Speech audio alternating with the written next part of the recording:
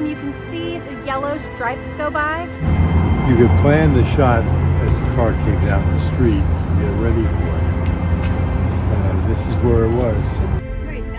That's Lee Bowers, yep.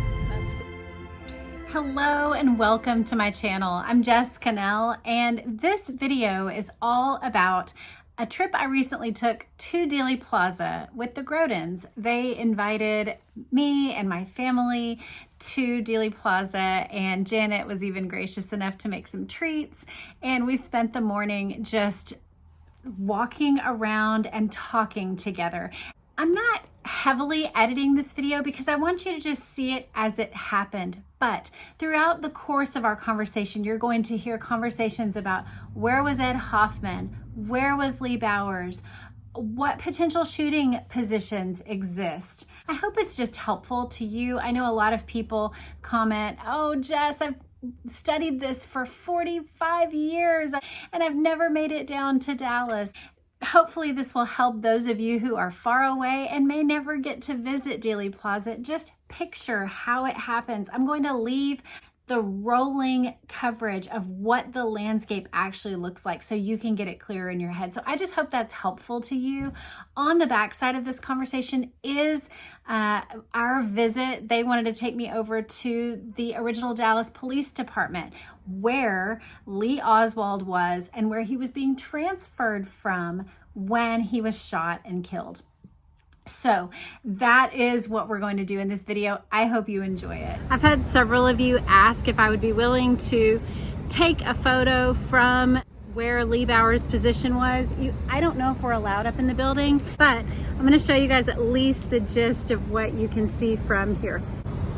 Okay, right now I am standing on my vehicle. I'm still about 10 feet shy of where the upper window is. I'm standing on my seat, not on top of the vehicle. But when I look over, you can actually see two men walking behind the fence.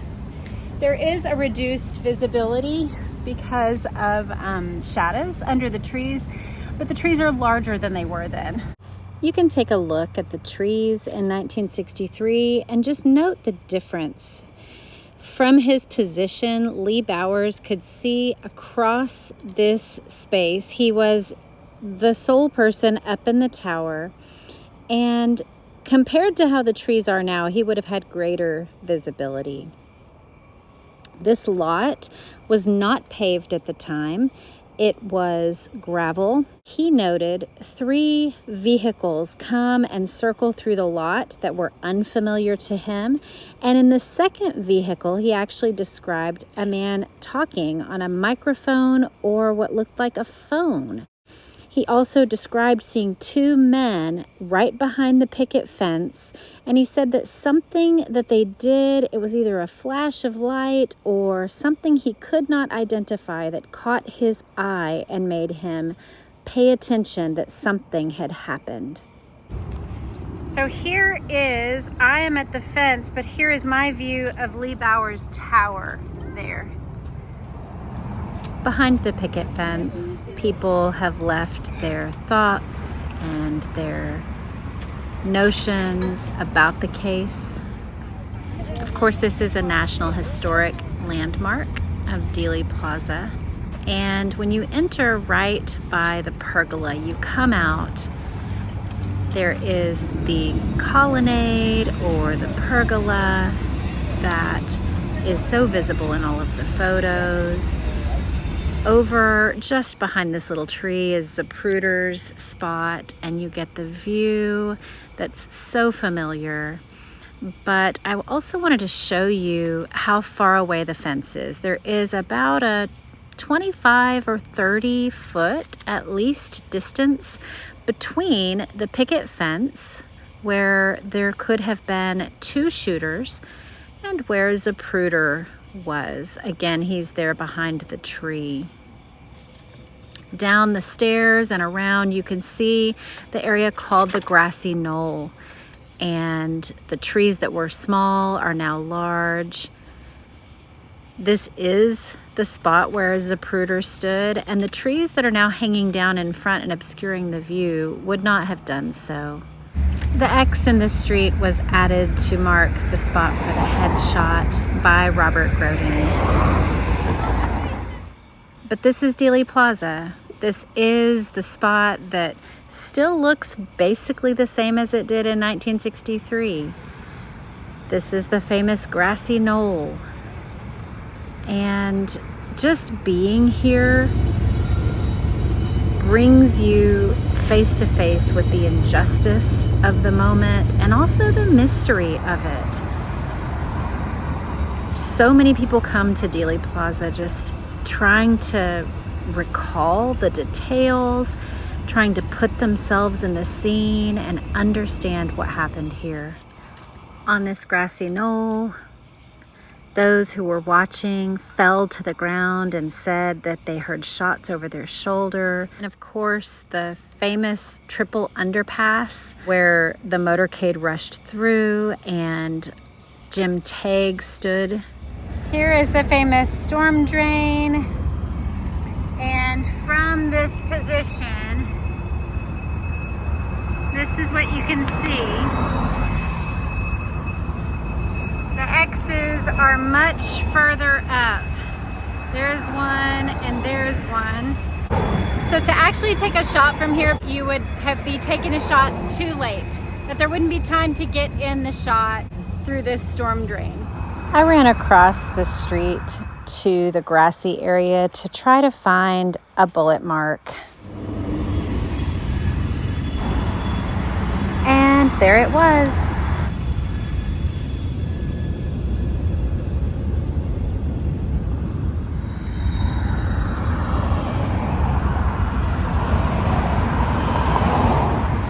And then my kids let me know that the Grodens had arrived, so I hurried back. Hello. Time with the Grodens this summer has been such a surprising gift in my life. Robert and Janet have taken me under their wing, and every chance I get to visit with him is just such a gift. He makes sure that I understand things properly. He gives me insight into what certain details mean, and it's just so much fun to spend time with them both. A lot smaller when you get here. Yeah. It looks so big on all of those films. It looks expansive. It's really not that big. We're used to seeing it in pictures. In pictures, a lot of people want to get as much of the plaza in as they can. So they use wide-angle lenses, which add a lot of depth to a photograph.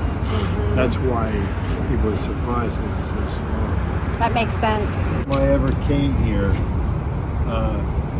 we came in through the underpass and came through here and all the way. And there is the night light and the sun standing there. This is it.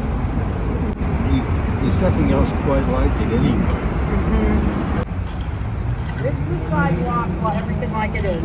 This area right here was grass. Okay. There was a bench here, and there were people sitting on the bench, Okay. supposedly, eating their lunch, which would be a lovely place to eat lunch. And the railing wasn't there. But other than that, it's the same up here. This fence is the correct height for the fence. They had one a couple of years ago that was a little bit shorter. This is a little taller. This is the real one. Yeah. Ones that were here at the time. Yes. They're a little taller now, but except this one right here. This one here. When Oliver Stone was making the movie JFK, he needed to film around the tree that was there.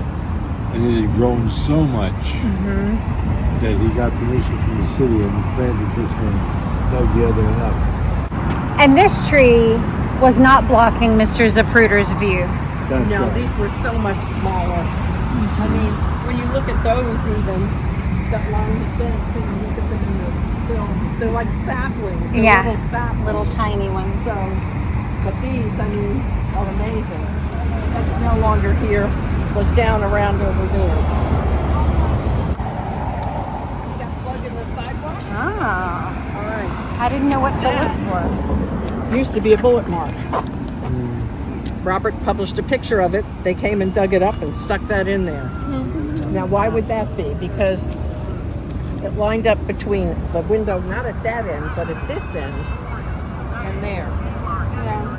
But that's where it went. It was right there. Wow. And there's a picture of it in the book somewhere. Yes. With all the detailing. Second one down on the end here. You can see it's part open. What you can't see from here is that those windows are about this far off the ground.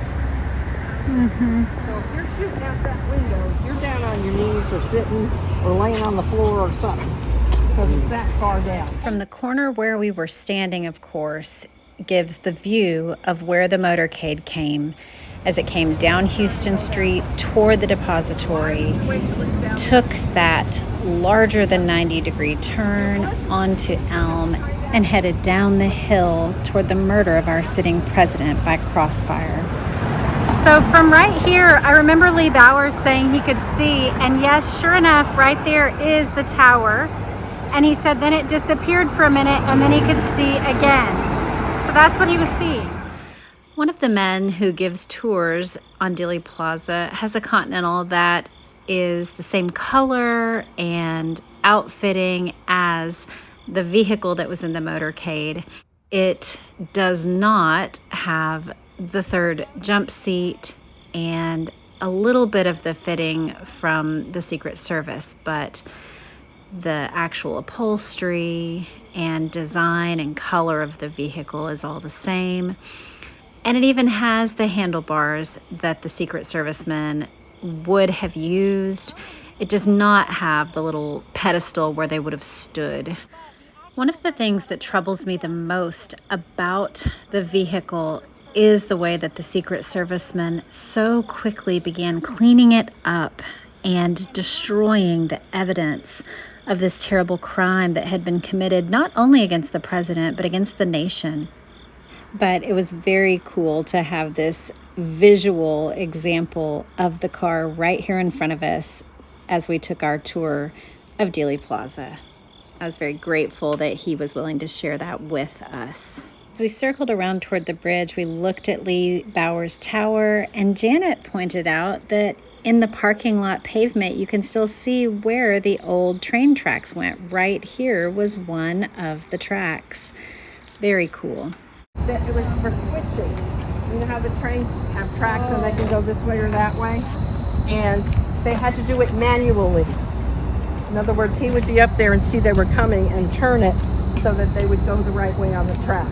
Wow. It was not electronic in any way. But so he was up there and had a wonderful view. And you can see there's windows all the way around because there were other trains. But his view, without the tree hanging down. Buell Frazier told me that back then that they used to park cars this way down the street. Okay. Like back here and across over there. So there were cars parked over there. Which brings to your point that they could have walked on very easily. He says, after many years and a lot of trauma, that he was on the steps of the depository.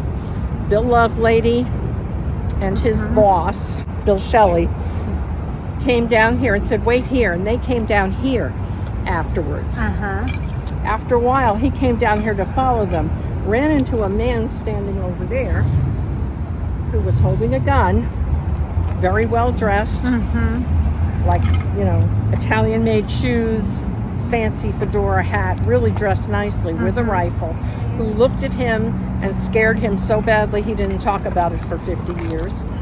And he put it in a car that was parked over there. So since then, I look for pictures where cars are parked this way, and there actually are some. The actual shooter is standing right here, right up here. And from here to where the exit is, it's harder to see it now because it's all faded. But it's an unobstructed view. You could plan the shot as the car came down the street and get ready for it. This is where it was. The badge man standing right about there. Yeah, you can see the first one and the second one from this vantage point. Wasn't there a van back here too? So I mean, there were a lot of things where that could have blocked the view. But I just stand here and look at this and go, yeah, if I can see Bowers that well 60 years later, he certainly could see pretty well back here. Yep. And Ed Hoffman's vantage point was right down there on the bridge.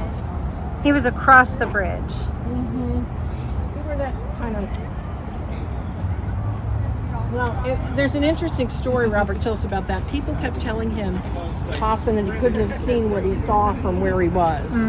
And there's a sign that's there that wasn't there then. And that's why he was able to see. He was actually on the entrance ramp. That's right. Going up to Stennon's. So supportive too. This is amazing. I haven't been back here at all. Okay, here is where the policeman came up through. It shows him coming up through right here. So there was a hole in the fence, or he jumped up? Okay, so he jumped up over this.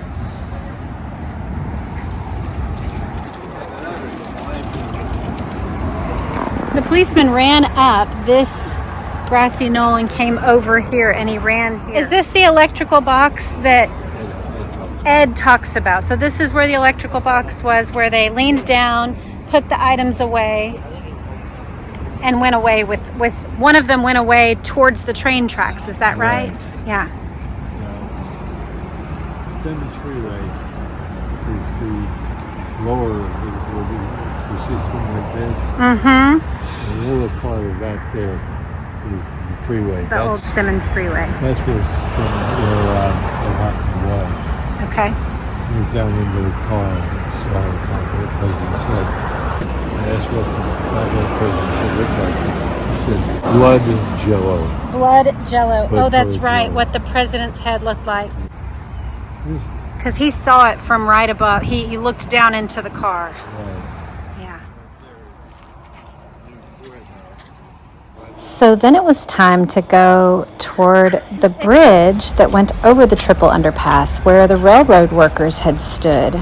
I've never seen Dealey Plaza from this angle, and I was so excited.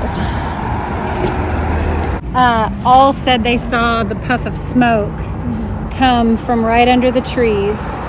So they had a perfect vantage point of the assassination, unfortunately. And it would have seemed like also JFK. There are some cars that were parked over here, and there's suspicious photos of them. Yes, there are. And this of course wasn't here. Right. And Does Robert believe there were any shots fired from the South Knoll? no, Okay. he does not. Okay. I keep the possibility a little more open than he does, because my feeling is this. You could put somebody right here. If nobody else hit, they could hit him on the way up to the underpass. Yeah, But you wouldn't really want the sound coming from here, Right. unless you had a silencer. What I would do if I were here is I would be the spotter. Because if I'm here, I can see the knoll. Remember, these trees aren't here. Right. The knoll, all three buildings over there. Yeah. The car coming down. You can see it all.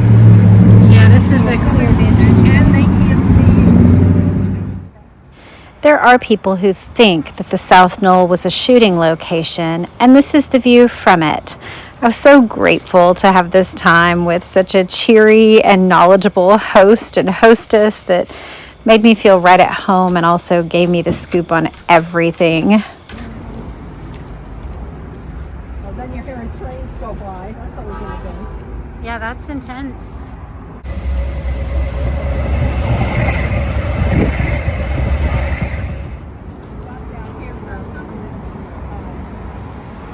This is where James Tague was, which lines up with the whole area.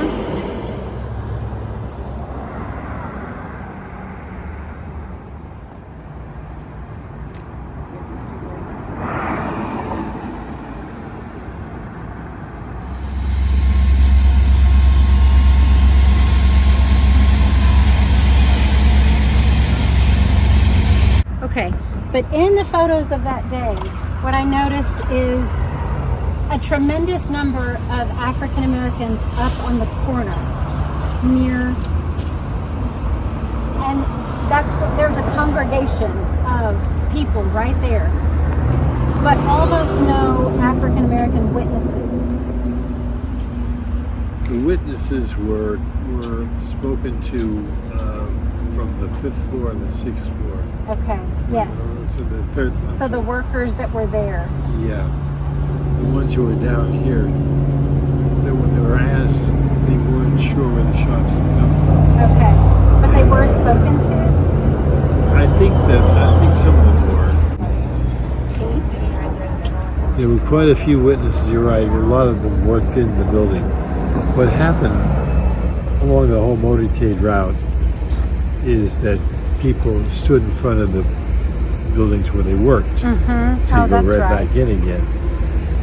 And the reason why the crowds thinned out when they got around here is because there was no building there for them to get out of. Right. That makes sense. Here comes the dart. So we're over there where the bullet hit. Over there. Not across here, but over here on this side, on the north side. Some people, including Ken Jones, are convinced that some of the shooting came from down there. Mm-hmm. I climbed down there and I took pictures from inside that hole. Crazy man went in the sewer, okay? Took the lid off and went down the sewer. Anyways, no shots came from there. The hole is too narrow and the car is too far back. You couldn't see it. Yes. Did you use Robin's car or did you use Nick? We didn't want people like me climbing Crazy down there. Groden went down in the sewer. Now, the other problem with that is how they would have gotten away, correct? Correct. Plus the fact that the way out from there, which goes under the street, is too narrow. Mm-hmm. A child could do it, but an adult couldn't. Okay. I remember one time you said maybe if he was a child or a horse jockey. Yeah, exactly. What happened is somebody wanted to prove the point once. The shots did come from there and climbed down there and got stuck trying to get up the other side. Instead of the fire department to get them out. I feel so thankful to Robert and Janet. Not only do I just love hanging out with them, I always learn so much, but they continually refine and help me grow in my understanding of the case. As we spent time here in Dealey Plaza, I found that a lot of things started to click, and I hope it's that way for you as you watch this video, that you see the relationship between different parts of the plaza and where certain people were standing or what their vantage point was, and that this time at Dealey Plaza benefits you as well. I had always wanted to meet him, and I wanted to interview Roger Craig. And I was on my way down to meet him the day he died. When we landed at the airport, I was met by Penn Jones, who told me that Roger had died of a gunshot wound. Anyway, his wife Molly couldn't afford the pay for the funeral, so everybody put some money in. I paid $50 toward his funeral. We've been up to that on top here. See the yellow paint? Yeah. Off. So one of the things that's interesting about the assassination that I hadn't heard of until this last few months was the yellow paint. Robert Groden is the one who drew my attention to it. In the video, in the Zapruder film, you can see the yellow stripes go by. It's believed that the yellow paint actually showed up potentially that very day.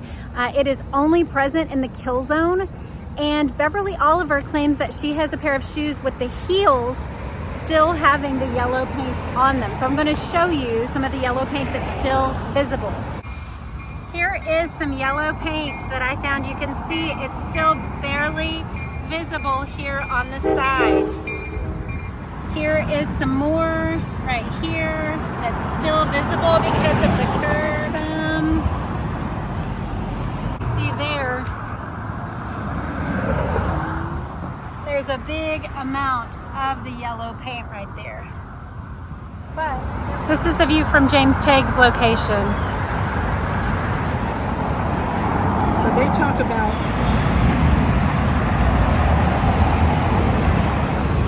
right there is Houston Street where people were pouring out. You can see why this part of the middle section of Grass began to fill as people from the Motorcade parade ended up running down, coming down to Houston Street and coming out here onto the Grass. So that's Dealey Plaza. No matter who we are, we come in with questions. And if you're like me, you leave with questions, but I left with fewer questions than I came in with.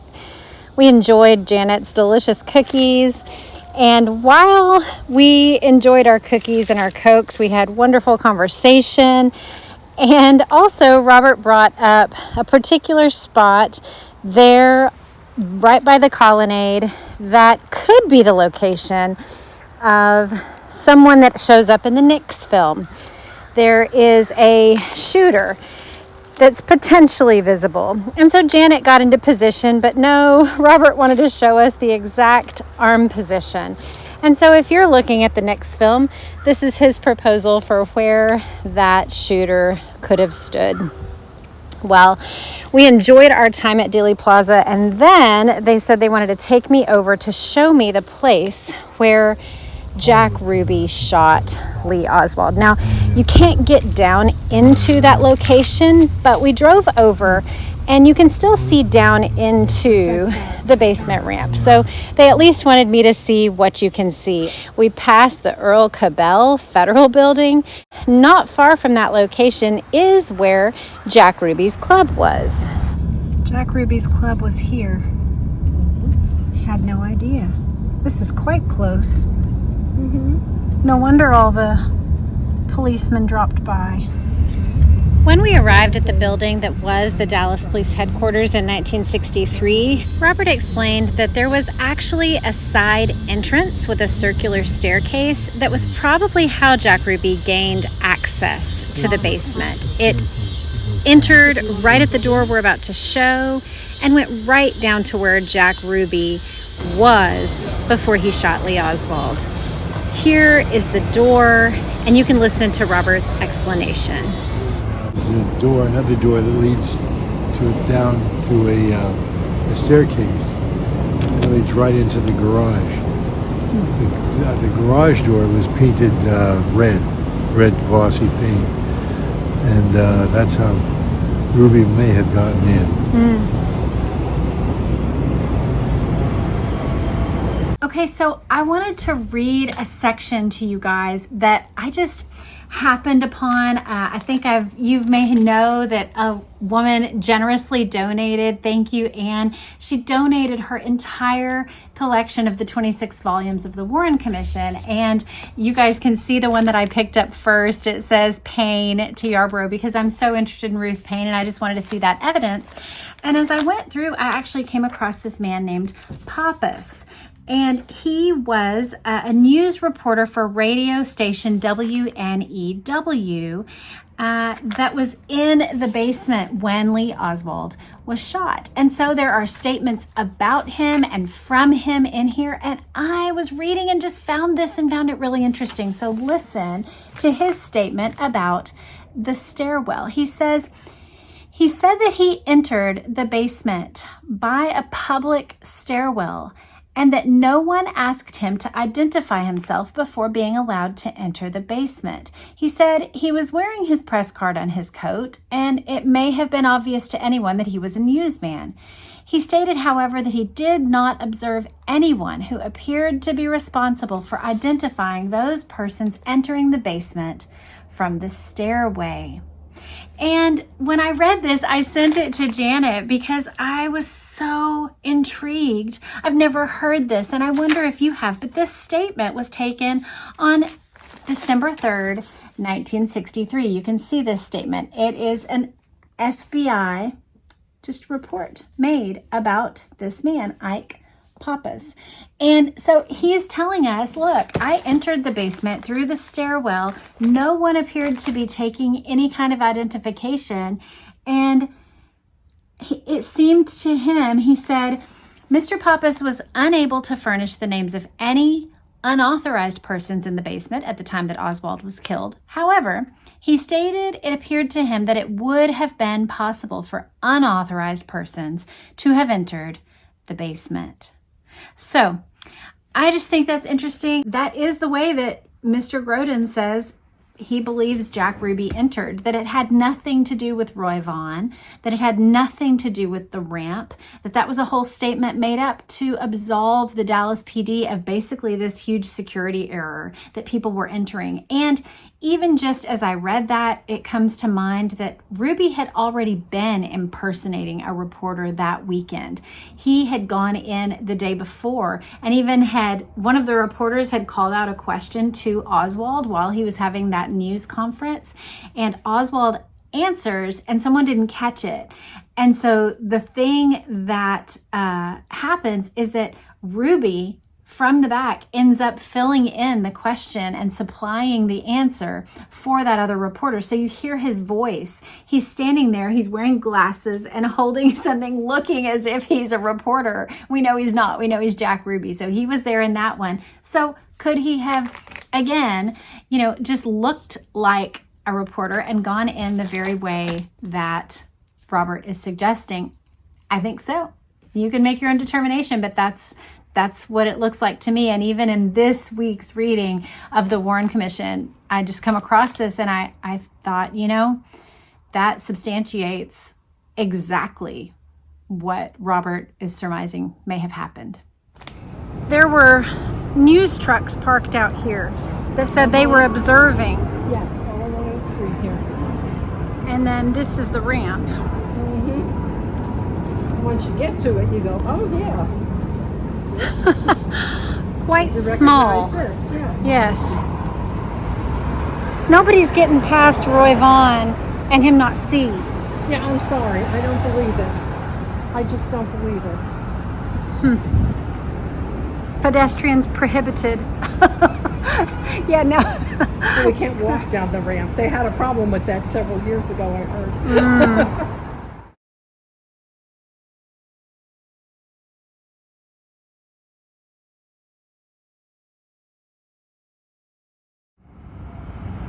You can see that. Yeah. Wow. Well, that's amazing. It's pretty cool. Very cool. After we wrapped up at the police department, I hopped back in the car with my family, and one of my kids actually asked a question. He said, why didn't the motorcade just keep going at Main Street? We were on the motorcade route, and you can hear my answer.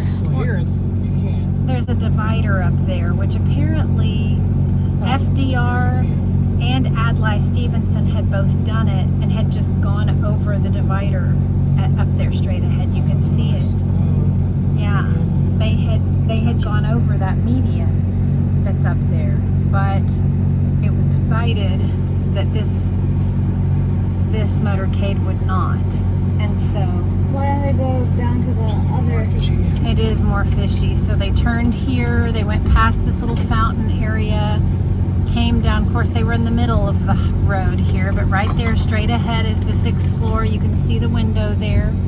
That's where, in theory, an assassin would have been. Robert and others believe there was also an assassin from the other window there on that corner, and possibly one on each of these buildings as well. For my part, every time I'm in Dealey Plaza, it does feel like 1963 to me. I can put myself in the shoes of bystanders. I empathize with Jackie. I picture shooter locations, and frankly, I just love being in Dealey Plaza. It's such a fascinating place. As we go under the triple underpass, you can see straight ahead, not the newer bridge, but the one just beyond it was Stemmons Freeway, where Ed Hoffman was sitting. And you can make up your own mind about whether or not that's too far to make a good judgment. I hope you enjoyed this look at Dealey Plaza. I was not seeking to do an absolutely thorough look, but I hope you enjoyed that look behind the picket fence, the look of Lee Bauer's position and what he could have seen, and then what was seen by him. The look at how far Ed Hoffman was, but then the actual place of that electrical box, that it was exactly what he described. The potential for a shooter from the South Knoll, which I need to look more into. I have to be honest with you that to me, that position looks very good and clean for that initial throat shot. And so I want to do some investigating about that. And then I loved seeing the stairs entrance that would have taken potentially Jack Ruby right down to the exact spot where he could have shot Oswald, which would have been a completely different story and not at all the one we were told about the ramp. So I hope you enjoyed this whole look. Let me know in the comments what you appreciated. Let me know if there's something else that I totally missed that you would love to see, because we can do that. I live here in the Dallas area and I can do future looks as well, even if they're short little brief looks at one or particular location or another. So let me know in the comments. I look forward to hearing from you. I hope you enjoyed it. Have a great day. Bye.